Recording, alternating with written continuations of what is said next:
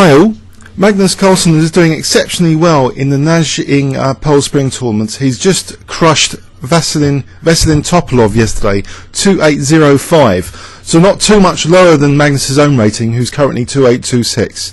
So how did this happen? The game looks as though it had a remarkable simplicity to it, a remarkable logic for the attacking player to learn from. You know, the classic H7 weakness when black castles kingside is exposed in this game in a very instructive manner. Okay, and it also shows what black shouldn't do. A few times, on several occasions, black misses some more accurate opportunities.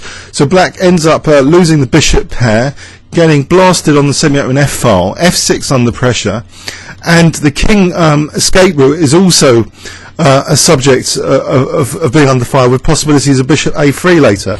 So this is a brief outline that this game is highly instructive for the basic attacking idea on this diagonal. A highly instructive game. So how did this happen? E4, E5, knight F3, knight C6. So classic Ruy Lopez so far. Bishop A4, knight F6. After castles, bishop E7, and now Magnus chooses the less theoretical path. He plays a very solid, playable continuation, which, as this game shows, you know, white does have a nagging little edge, especially if he can keep this bishop on this nasty diagonal, pinning that F pawn, which could provide other opportunities for collecting small but not insignificant advantages later. So D3, B5, the bishop ends up on that critical diagonal now. So D6. And if you're wondering why, you know, there's a reason for knight A5s often in these variations. It's to chase this bishop away from this diagonal. I think this game shows what can go really badly wrong for black. So A4, rook B8, fine so far. Black's got a slightly weakened you know, queen side potentially, with B5 often the target, but that isn't the subject of this game now. Instead of going for that B pawn, Magnus plays knight Bd2. Okay, so this has got classical maneuver ideas, just getting the knight to G3, maybe getting into that F5 square. So after castles, rook E1, now bishop D7. Now apparently there's ChessBase have highlighted there's a Daniel King game in this line with bishop E6, and actually this is also this is an Nanjing continuation as well, which I've checked in relation to the previous stem game where Daniel King apparently lost. But black seem to be okay in this kind of variation here. If black's able to neutralise that diagonal and get some counterplay going on the queen side, the key is for black to have some counterplay going and not to be subjected to a vicious attack. Okay, but let's go back to the game. In the game, there was bishop D7, so this bishop is still not being challenged on this diagonal. And you might think, you know, there's no big deal about this, but actually there is. So C3, and here rook A8 was played. Okay, trading off white's rook, which is disconnected at the moment from the rest of the guys. So rook takes A8, queen takes A8. Now D4.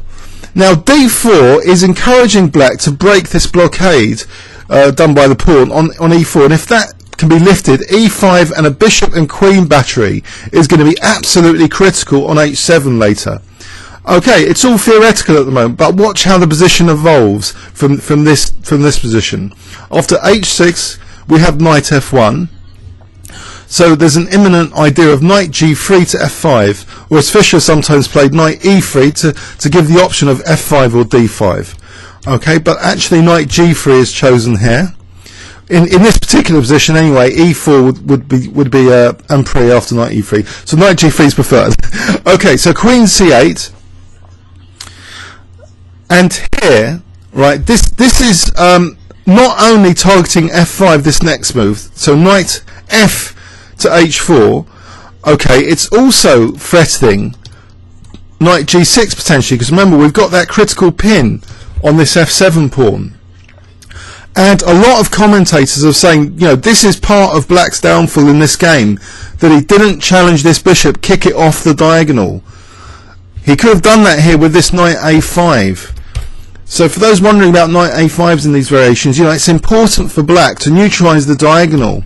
So say bishop A2, There might be knight c4 even, you know, even being prepared to temporarily sack a pawn just to get rid of this active bishop on that diagonal. So here's an Nanjing continuation variation. So queen a6. Say black can just snap off that bishop. Black will be absolutely fine in this sort of position. There'll be nothing to worry about.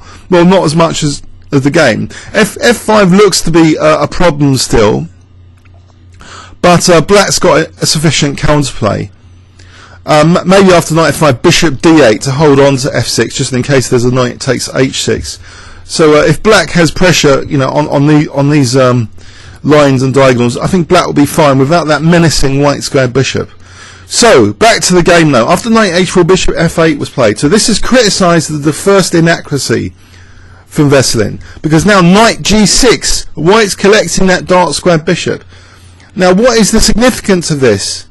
Magnus really illustrates this very graphically now, that the significance of black losing the dark squared bishop could be that these dark square points and black's king side is less secure. So knight a5, knight takes f8. It's too late for knight takes b3 now. This just loses a piece because we've got knight takes f6 check now as a threat if knight takes c1. So this is just a piece down for black. So he has to just recapture, and the bishop now goes. It's done its job there. It's collected a small advantage, the dark square bishop. It goes to this critical diagonal, which is often crudely associated with these batteries of bishop and queen against h7. Crude but very effective. It's a real points winner in many openings, this simple battery against h7. Now rook e8. And here, so white's collected the two bishops. He can be more confident now in going for the direct attack. What did Steinitz say? He says that the attacker has the right and obligation to attack if he has the advantage. Otherwise he will lose his advantage. So he should attack. And Carlsen really goes for it here. He plays f4. And you'll see from these arrows that f4 threatens to tear up this diagonal. It threatens also to play rook f1, maybe take on f6. Remember, there's a bishop pointing at h6 as well, making f6 knight more vulnerable. If g takes, there'll be rook f6 if there's a rook there. But it also has an idea that if ever knight c4, you know, maybe there's b3 and bishop a3 as well. This bishop is quite vicious, this dark square bishop, on both this diagonal and this diagonal. Okay.